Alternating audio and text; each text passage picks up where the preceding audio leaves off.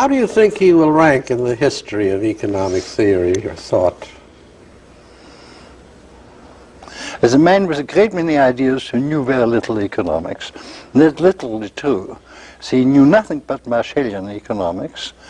He was completely unaware of what was going on elsewhere. He even knew very little about 19th century economic history. His interests were very largely guided by aesthetic appeal. And he hated the 19th century, and therefore knew very little about it. Even about its scientific literature. He was a really great expert on the Elizabethan age. I'm absolutely astounded that you say that John Maynard Keynes really didn't know the economic literature. Oh, He had surely gone very through. little. Even within the English tradition, he did know very little of the great monetary writers of the 19th century. He would know nothing about Henry Thornton. He knew a little about Ricardo, of course, the famous things.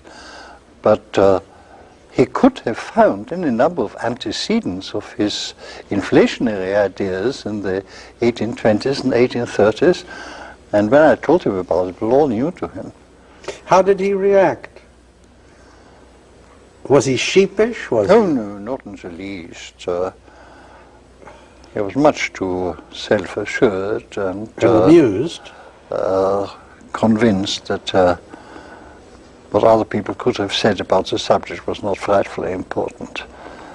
When at the end, well, not in the end, there was a period just after he'd written the general theory where he was so convinced he'd redone the whole science that he was rather contemptuous of anything which had been done before. And did he maintain that confidence to the end?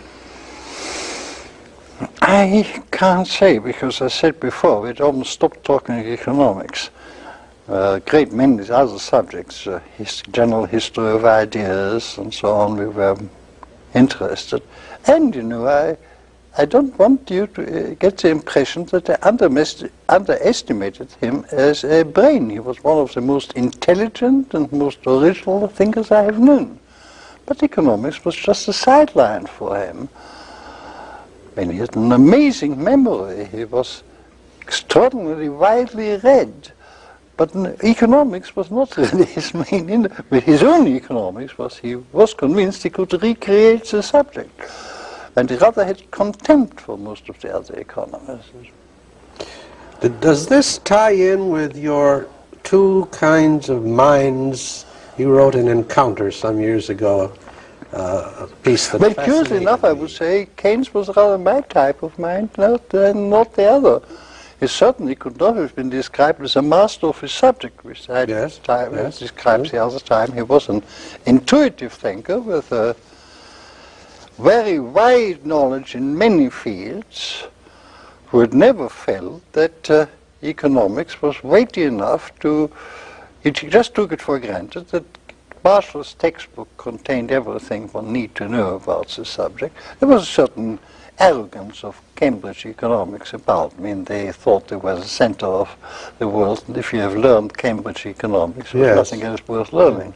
I'm interested in your earlier comment about the fact that here is a man of immense intelligence, great imagination, wide learning and so on, and yet was not an economist. And I'm not clear whether you mean he didn't have the kind of mind that excels in economics, just as mathematics. Say you can find people who are brilliant, but who, given mathematics, are just hopeless.